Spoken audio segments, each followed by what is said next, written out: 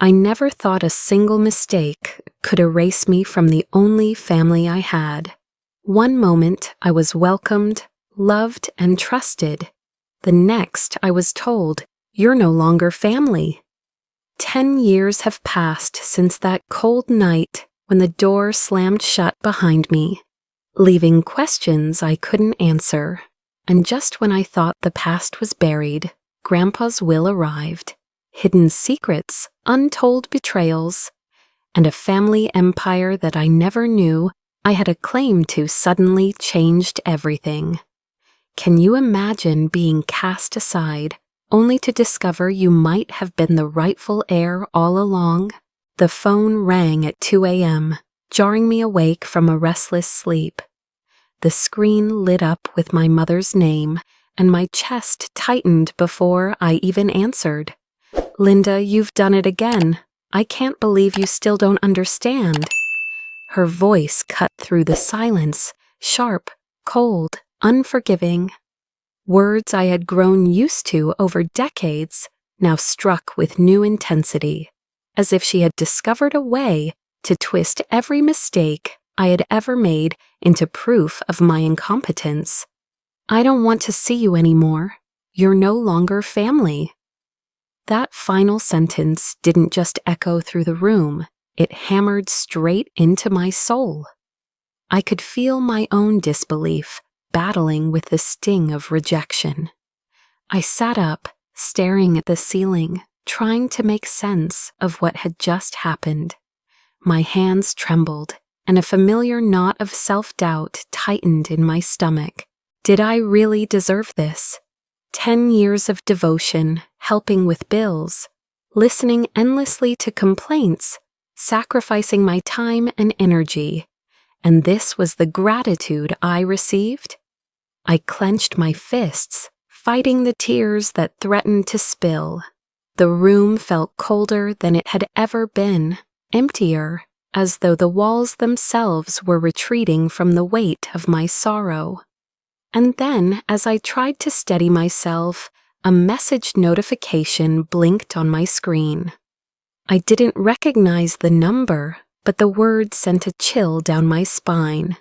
"Not everything your family told you is true. Grandpa left more than they will ever admit." The voice behind the message was anonymous, yet it felt intimate, as though someone had been watching, waiting, and finally decided it was time to whisper the first truth. My heart raced. Could this be the clue I needed, or was it just another layer of confusion in a house built on deception? Have you ever been treated unfairly by someone you loved? Imagine it. Imagine the people who were supposed to protect you, suddenly the ones wielding the sharpest knives. Flashbacks hit me like a tidal wave.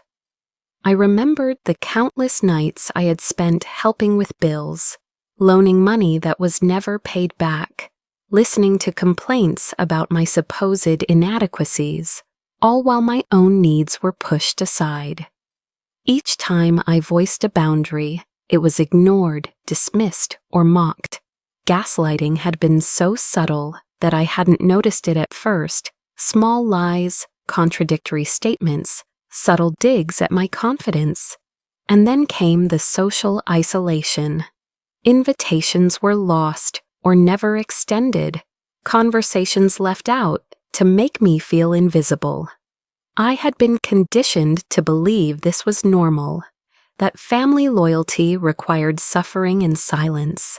Then my phone buzzed again, displaying a string of old messages I had long forgotten.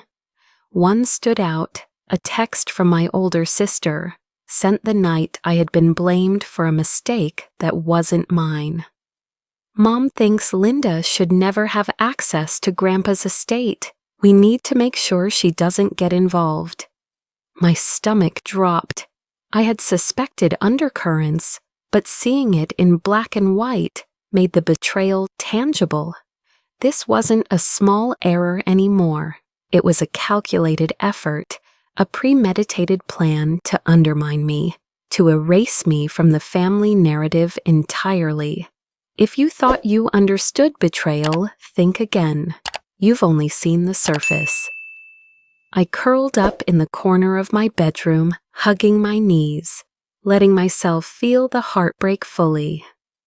There was no one to comfort me, no words of reassurance, only the quiet emptiness of a space that had once felt like home. I breathed slowly, feeling the heaviness in my chest. The silence wasn't peaceful, it was accusatory, pressing against every thought, every memory. The sadness was a weight, but in its oppressive embrace, I realized something important. I had been blind, trusting too easily, surrendering too much. Painful as it was also clarifying. Even in that moment, a spark of resolve began to flicker. The anonymous message about Grandpa's estate lingered in my mind.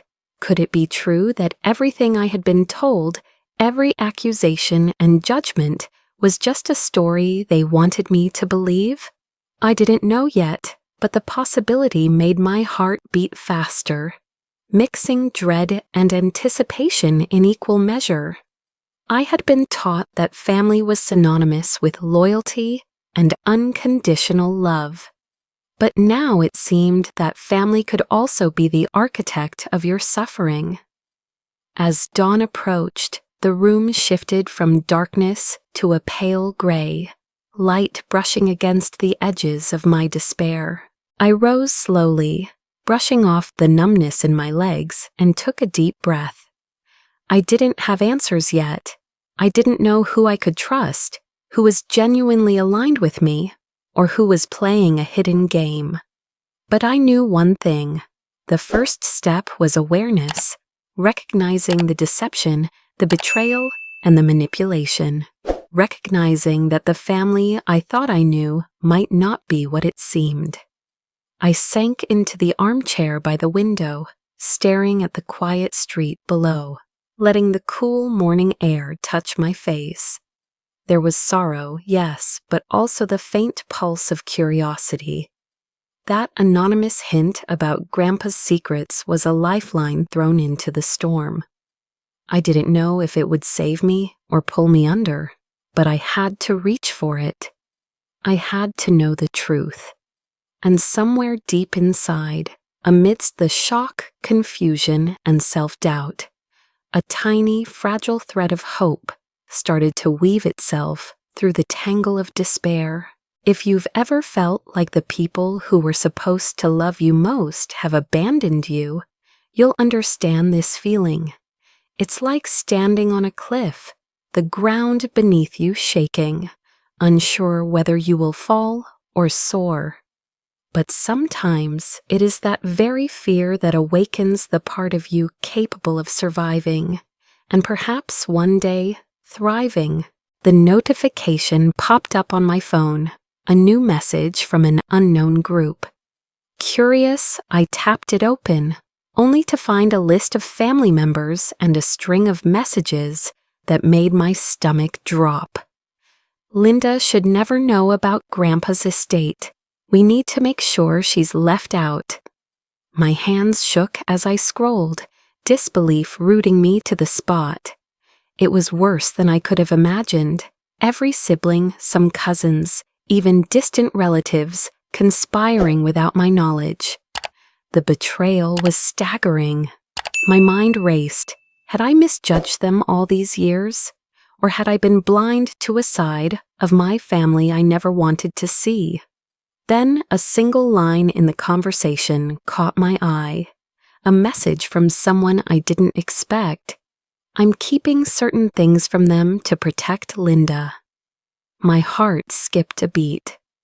There was someone in the family, quietly helping me, hidden in the shadows, balancing loyalty with secrecy. Could it be my uncle or a cousin I had always underestimated? My pulse quickened as I tried to process this contradiction. Disbelief, shock, and a strange flicker of hope collided inside me, leaving me breathless. Who was this person, and could I trust them? The question hung over me, like a storm cloud I couldn't escape. I sank back onto the couch, letting my head fall into my hands, the images of my childhood flooding in. Grandpa's warm laugh echoing down the hallway, his gentle hand guiding me through mistakes, the soft reassurance when my mother had been too harsh or my siblings too cold. Those memories, bittersweet now, reminded me that not every tie to family was poisoned.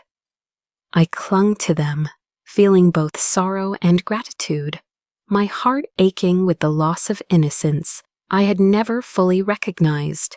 I realized that even amid betrayal, there had always been pockets of genuine care. That memory was both my anchor and my fuel, allowing me to breathe again, even briefly. Later that evening, still grappling with the messages, I dug through old emails and digital traces, trying to piece together what had been hidden from me. It was then I found it, a thread tucked away, almost forgotten, an email marked confidential, detailing transactions and conversations I had no right to see. Someone had been manipulating not just me, but orchestrating the family's narrative entirely. The realization hit like a punch. My mother and siblings were being influenced, their actions guided by someone with a cunning plan I hadn't yet understood.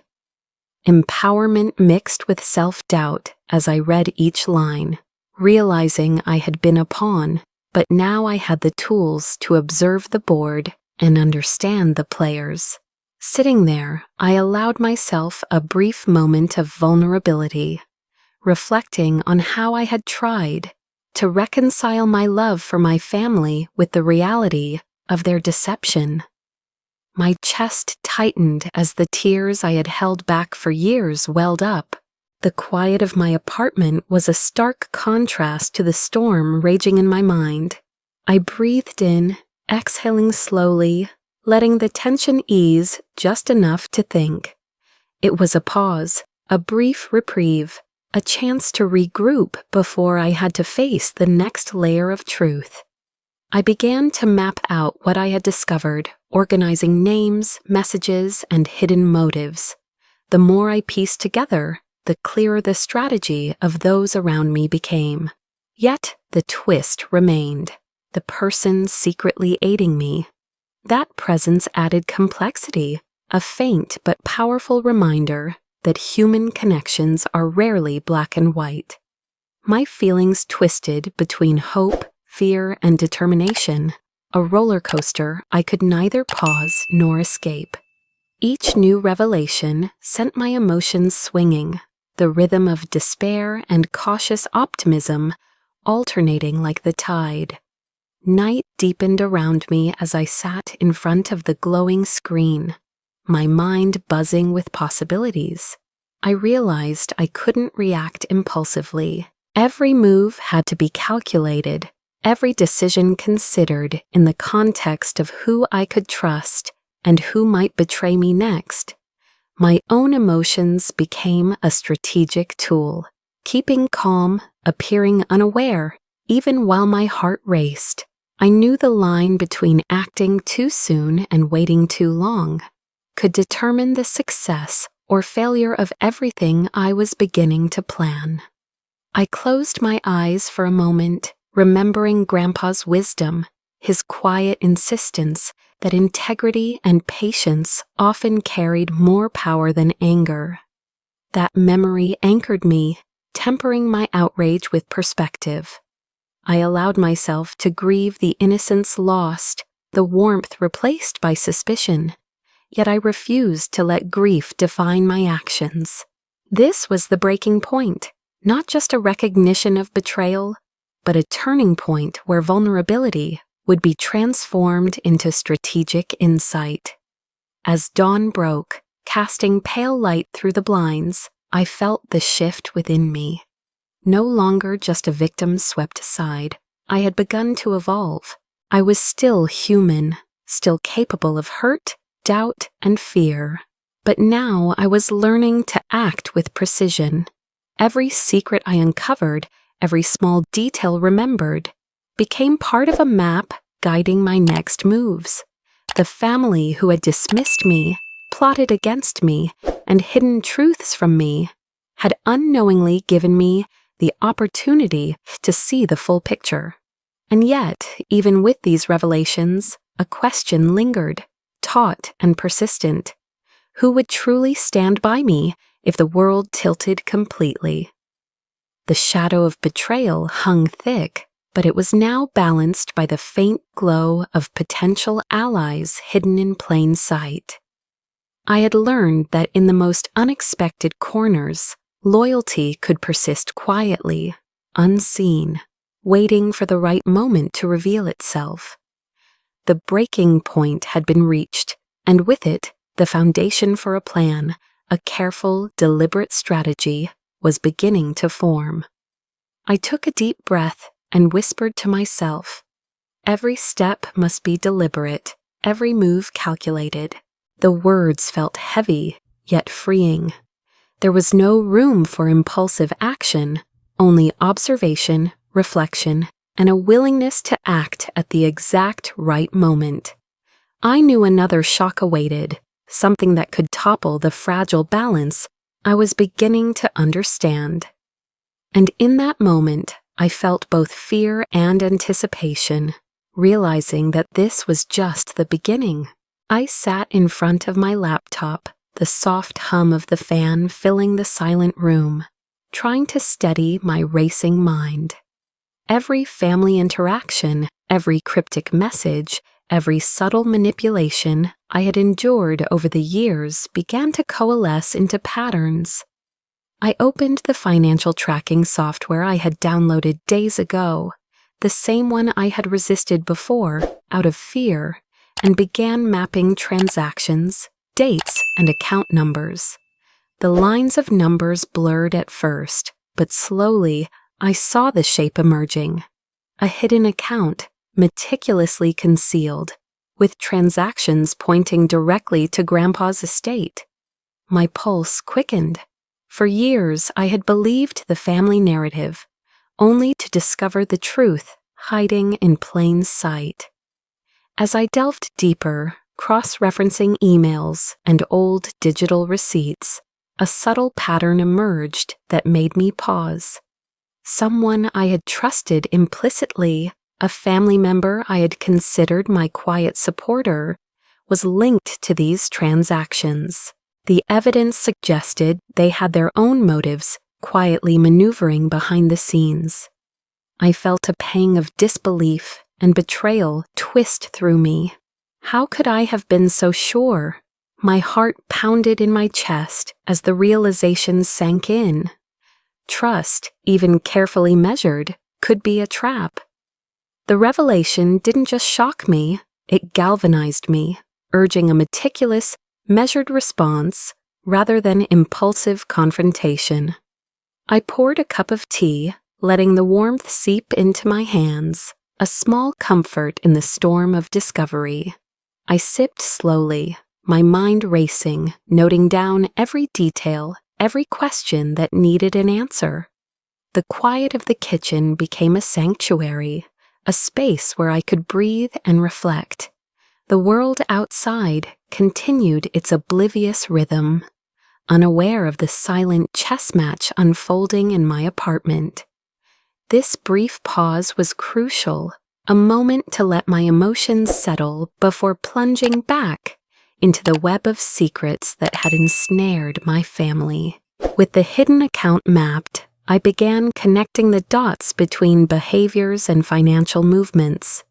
The patterns were striking.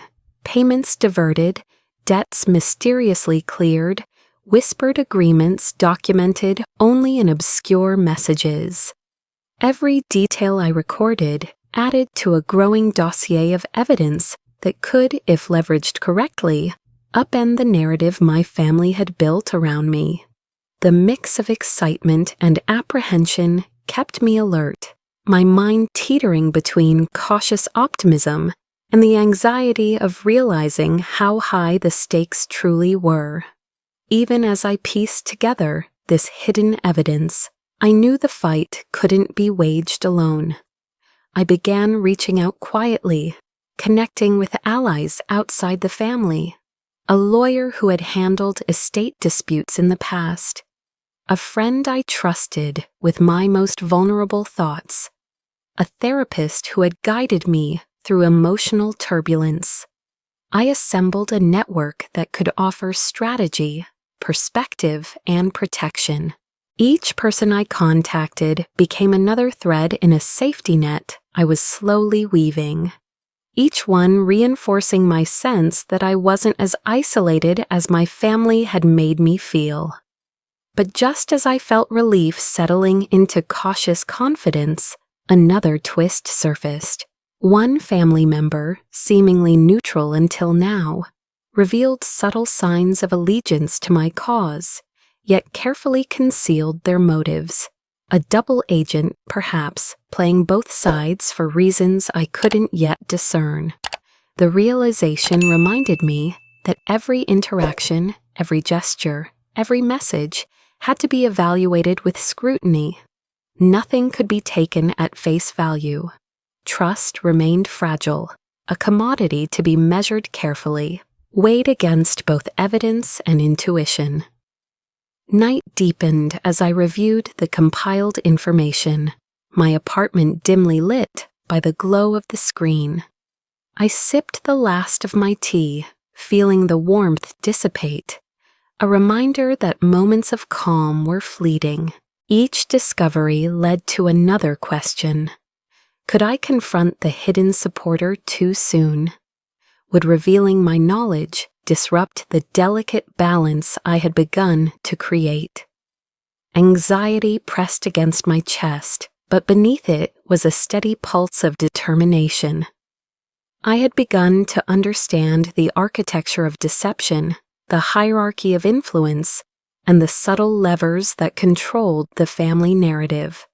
Despite the tension, a sense of cautious optimism threaded through me.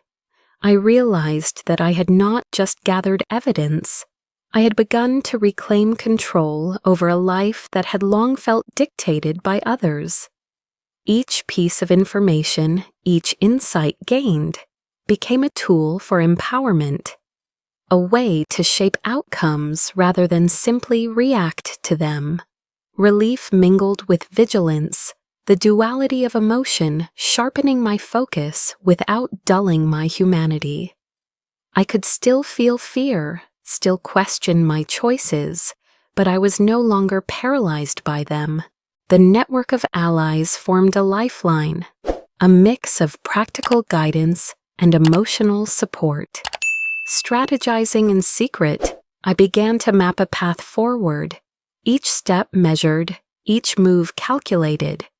Yet the micro cliffhanger of uncertainty persisted. If I thought I had seen all the hidden currents, I had underestimated the complexity of my own family. Hidden motives, secret alliances, and unspoken fears ensured that the true extent of the game remained just out of reach. If you think everything is clear now, just wait until Grandpa's will is finally revealed. The pieces of this puzzle are far from settled. I closed my laptop, leaning back in my chair, letting the accumulated tension ebb for a brief moment. The calm was fleeting, a pause before the next surge of revelation. I had begun to see the landscape, to chart the influences and hidden threads, but the journey was only beginning. With allies in place and evidence gathered, I could start shaping the future, yet every decision would have consequences. Every step carried the weight of uncertainty. The strategic groundwork was laid, but the game was far from over. Even in the quiet, I sensed the storm gathering, a tension that demanded patience and precision. This was the moment where intelligence, observation, and careful planning intersected. I was no longer a passive observer. I was an active participant, navigating the shadowed corridors of family secrets and concealed motives. And still, as I traced the paths of deceit, one question lingered in the back of my mind. With the network in place and every move mapped, was I ready for what came next? The answer I knew would soon reveal itself. The invitations had been sent weeks ago, carefully worded to appear ordinary, masking the storm I was about to unleash. It was the family's annual birthday gathering, the one event where every member, distant or close, always congregated under the same roof. I had spent countless hours analyzing, planning, and envisioning this moment, aware that timing was everything. If I acted too soon, the impact would be blunted. Too late, and I risked losing the opportunity entirely. Every detail had to be perfect. Arrivals, seating, conversations, even the subtle placement of evidence that would force the truth into the open. As the evening began, I moved quietly among the guests, pretending to engage in small talk while mentally tracking the positions and reactions of each family member. Laughter and music filled the room, a mask over the tension simmering beneath the surface. I felt fear at first, a flutter of doubt in my stomach, but it was quickly replaced by adrenaline. The stakes were high, and the reality of the confrontation I had orchestrated set my heart racing. This was not vengeance in the crude sense. It was strategic, humane, and precise. Every move was designed to reveal truths without losing my integrity or humanity. Rather than confronting anyone directly, I set up subtle situations that would force them to reveal themselves. Conversations I initiated contained gentle prompts, carefully phrased questions, and oblique remarks that hinted at knowledge I had gathered. A misplaced file on the table, an innocuous comment about Grandpa's estate, even a glance at a phone notification. All were calibrated to pressure the guilty party into exposing their deception. I observed silently as confusion flickered across familiar faces. Tension built incrementally, almost imperceptibly, until the first thread of truth began to unravel. The micro cliffhanger of the night hovered. How would they react when the whole picture became undeniable? The reactions began predictably, murmurs of denial, startled looks, and attempts to redirect attention. A few tried the familiar gaslighting tactics, claiming I had misinterpreted messages, that my memory was faulty, that I was imagining conspiracies. Flying monkeys, the relatives who had always been quick to enforce the family hierarchy, attempted to intervene, subtly warning others to doubt me. But each of these maneuvers had been anticipated. I kept my composure, allowing the scenario to unfold naturally, letting their own words and actions trap them in the web of their own making. Then came an unexpected twist. A family member I had long considered an adversary stepped forward in a way I hadn't anticipated. Rather than obstructing the process, they subtly redirected attention, shielding me from immediate attack, while ensuring the truth reached its intended audience. My pulse quickened as I realized that in the theater of family deception, alliances could shift in an instant, and understanding motives was as crucial as uncovering evidence. Their intervention was quiet, almost invisible, yet it tipped the balance in my favor. The sense of empowerment surged, tempered by the human connection I hadn't anticipated. In the quiet moments between confrontations, I allowed myself a brief respite. I retreated to a corner of the room, hands trembling slightly as I sipped water, tears threatening to spill as emotions surged. The flood of adrenaline, fear, and cautious triumph left me momentarily breathless. I let myself cry to release the tension that had coiled inside me for years. For a moment, the world slowed, the music and chatter fading into the background. In that pause, I could simply breathe, simply exist, and acknowledge the weight of the journey that had brought me here. Returning to the room, I watched as the chain reactions continued to unfold. Lies were exposed, accusations faltered, and previously hidden motives surfaced in real time. The room buzzed with tension, each revelation creating ripple effects that I had predicted but could not fully control. Some family members grew defensive, others panicked, and a few remained silent, their guilt evident in subtle gestures and expressions. Every micro-interaction became a piece of the puzzle, each one reinforcing the structure of truth I had painstakingly assembled. Yet even as clarity emerged, I understood that the night was far from over. The most important revelations remained unspoken, quietly building toward the apex. I observed, noting each reaction, every shift in expression, the tiniest flinch or glance away. It was in these details that the final threads of understanding would emerge. The micro cliffhanger remained alive. Would the culmination of these events finally expose the full extent of betrayal? Or had I underestimated the resilience of deception within my family? As the evening drew to a close, the emotional weight of the night pressed against me. I felt relief, yes, but also a lingering anxiety. The room had shifted, balances of power disrupted, truths revealed, yet the ultimate consequences were still pending. I could see the beginnings of social isolation among those who had conspired, whispers spreading subtly as others processed the unfolding reality. And in that quiet, I allowed myself to feel a profound mixture of satisfaction and sorrow, a recognition of the pain I had endured, tempered by the empowerment of finally reclaiming agency. The final moments of the night brought another surprise, a subtle acknowledgement, a quiet nod from someone I had considered a foe, signaled an unspoken alliance that had been hidden until this very moment.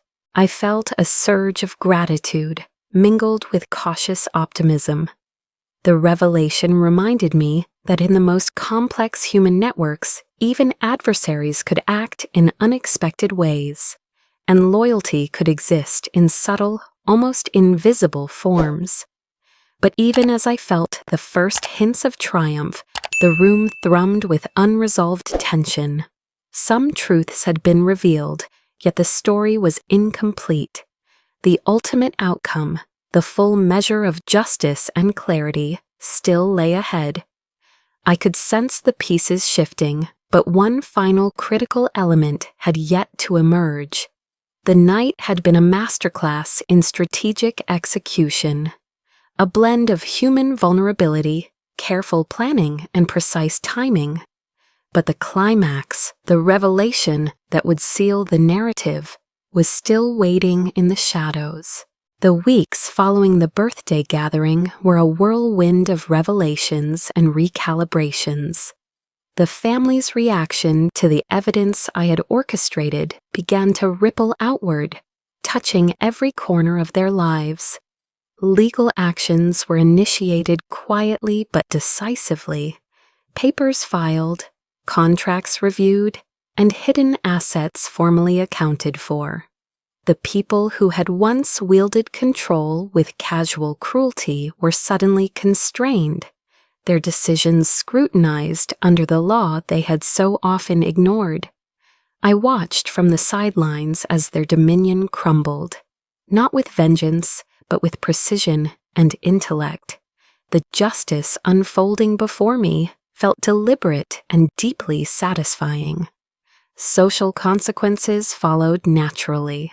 Whispers of manipulation and deceit traveled quickly through the circles that mattered. exposing lies they had carefully hidden behind polite smiles and family photos. Friends, colleagues, and even distant relatives began questioning the narratives they had once accepted, casting doubt on those who had tried to dominate through fear. It was strange to witness the subtle panic, the delicate unraveling of reputation that had once seemed invincible. Yet amidst the satisfaction, there remained tension, a reminder that victory was never absolute, and that people's reactions could still surprise me. Financial repercussions were perhaps the most concrete and immediate. Access to accounts was restricted, funds were redirected appropriately, and investments previously hidden or manipulated were now transparent under legal oversight. I watched as the very assets that had been used to control me were reclaimed through methodical effort, ensuring that power and responsibility were redistributed fairly. The irony was not lost on me. The wealth that had once been a tool of oppression became a symbol of clarity and rightful order. Yet, even as these victories accumulated, the subtle twist remained. A family member I had believed supportive had been operating quietly in the background, appearing neutral while documenting everything to prove their own integrity. It was a revelation that shifted my perception, reminding me that not all alliances are obvious, and that true loyalty is often unseen until it matters most. Emotional satisfaction washed over me in waves. I felt validation for the years of endurance, for the patience required to observe, plan, and execute a strategy that was both ethical and effective. Relief followed, softening the edges of the tension I had carried for so long. Yet beneath the surface, I remained alert. The family's adjustment to these consequences was unpredictable, and while some outcomes were clear, others were still emerging, leaving a subtle undercurrent of suspense that kept me aware and vigilant. The night I sat alone, reviewing the changes and updates, I realized that justice was not about revenge. It was about the careful restoration of balance, the correction of long-standing inequities. I allowed myself to reflect on the journey that had brought me here, from vulnerability and betrayal, through strategic intelligence and careful execution, to the orchestrated unraveling of deception. I could feel joy, yes, but it was intertwined with the gravity of all that had transpired, the recognition that human lives, relationships, and emotions were intricately woven into the fabric of justice. Beyond personal satisfaction, the ripple effect became apparent. Conversations began outside my immediate family. Friends who had endured similar betrayals felt empowered to confront their own circumstances. Stories of resilience, carefully told, began inspiring those who had been silent for years, breaking cycles of generational manipulation and trauma. It was humbling to recognize that my journey, painful as it had been, could serve as a blueprint for others seeking clarity and empowerment. The weight of responsibility was real, yet the sense of purpose invigorated me. True satisfaction was not in seeing anyone humiliated or punished unnecessarily, but in witnessing the natural alignment of actions and consequences.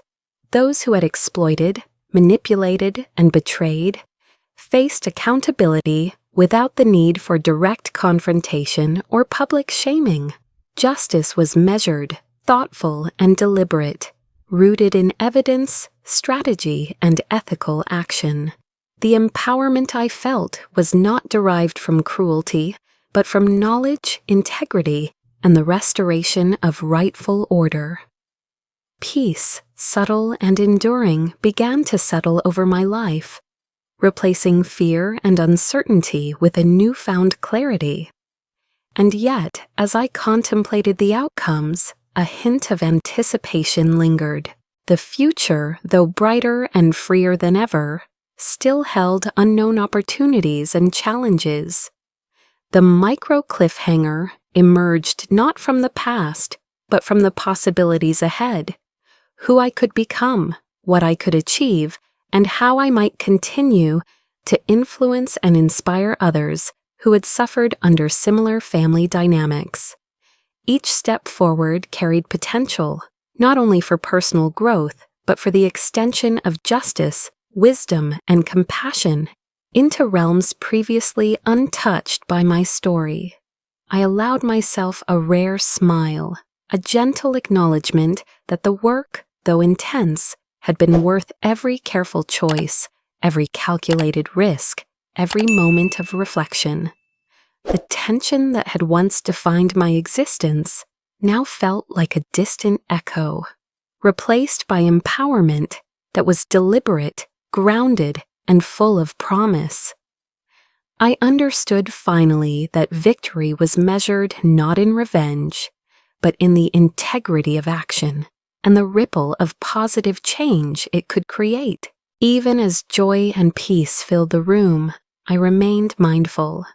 The chapters of my life were far from over, and each day offered new opportunities to shape my world with intelligence, empathy, and clarity. The story of betrayal had been rewritten, and while the pain lingered in memory, it no longer dictated my steps. Instead, it informed them, guiding me toward a future in which empowerment, justice, and personal growth were intertwined seamlessly. The first morning after everything had settled, I felt the quiet thrill of freedom ripple through me. For the first time in years, I could make choices without fear of judgment or manipulation. I started small, declining invitations that had once felt obligatory, turning down calls that drained my energy, setting limits on digital interactions that had been exploited for control. Saying no became a practice, a muscle I had never flexed before, and the power it gave me was subtle but undeniable. Each boundary I set reinforced a sense of self-worth I had long neglected, creating a protective space where I could think, breathe, and live on my own terms. Family members tested the limits, of course. Calls at unexpected hours, subtle criticisms disguised as concern, attempts to guilt me into old patterns. They all came as predictable as tides. But now I had the tools to respond calmly and decisively, redirecting the energy without losing myself. I realized that boundaries were not walls. They were structures of respect, both for myself and for the relationships I chose to maintain. The relief that came with enforcing them was profound, a softening of the tension that had followed me for decades. I spent mornings journaling, afternoons designing routines that honored my creativity and curiosity, and evenings walking in the quiet streets near my apartment. In those solitary moments, I allowed myself to savor life's simplest pleasures: a well-brewed cup of coffee, the sun slipping beneath rooftops, the laughter of strangers in a park. It was a new rhythm, a gentle cadence of existence that had been absent from my life for far too long. The pause between each breath of relief was intentional, a moment to internalize the empowerment growing within me. Financial independence became a priority. I reviewed old accounts, established new ones, and invested cautiously, ensuring that I alone controlled the resources I had reclaimed. With each successful transaction, a sense of control solidified, reinforcing the empowerment I had begun to feel. This was no longer about survival, it was about reclaiming the autonomy that had been eroded over decades of manipulation. I felt cautious optimism, a quiet confidence that the future was mine to shape, without interference or expectation from anyone who had once sought to dominate my life. In parallel, I nurtured the creative pursuits that had been shelved for so long, sketches, writings, and designs that had waited patiently for attention finally found their way into the world. Each project completed was a testament to resilience, a tangible marker of progress. Even small successes carried immense emotional weight. They were reminders that my efforts, long dismissed or ignored by others, had intrinsic value. These victories were not loud or public, they were personal, quiet affirmations. That growth was possible when one learned to protect oneself from toxicity. Healthy relationships, carefully chosen, became another cornerstone of my new life. Friendships were cultivated slowly, trust rebuilt with patience, and the toxic patterns I had endured for years were actively avoided. Conversations felt reciprocal rather than one-sided. Support was given freely and received without suspicion. I created a chosen family, a network of people whose presence brought energy, not depletion. The emotional satisfaction from these connections was profound, a sharp contrast to the fatigue and anxiety that had once dominated my days. And then came a final, unexpected twist. While reviewing Grandpa's will again, I discovered a small codicil, a subtle addition hidden in plain sight, revealing an opportunity I had never anticipated.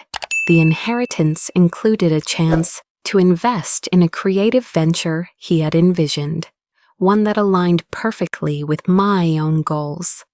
A surge of hope and inspiration filled me, the kind that expands the chest and quickens the pulse. This was more than financial advantage. It was an invitation to shape my destiny in ways I had never imagined. A tangible connection to the man who had believed in me when others had tried to erase me. I spent the afternoon planning, dreaming, and allowing myself to imagine the possibilities. Deep satisfaction flowed through me, a blend of accomplishment and anticipation. The lessons learned, the battles fought, and the careful strategy I had implemented all culminated in this moment of quiet triumph. There was still work to be done, still opportunities to explore, yet the weight of past manipulation no longer dictated my choices or my joy. Even as I embraced this bright future, I felt a subtle sense of responsibility awaken within me. I had learned what it meant to survive a toxic family, and now I realized I could guide others who faced similar battles. The thought lingered like a whisper, a hint of potential that extended beyond my personal victory. It was a closing micro cliffhanger, a suggestion that my journey, while transformed, could inspire change for others, an unspoken invitation to a broader narrative still waiting to unfold. I leaned back, letting the quiet of the room settle over me, feeling gratitude for the journey and excitement for the possibilities ahead. My life was no longer defined by manipulation, betrayal, or fear. It was defined by the choices I made, the boundaries I enforced, and the relationships I nurtured. The freedom I had reclaimed was a living, breathing testament to resilience, strategy, and human strength. And while the future held unknowns, I welcomed them, armed with experience, clarity, and the deep satisfaction of having built a life that was truly my own.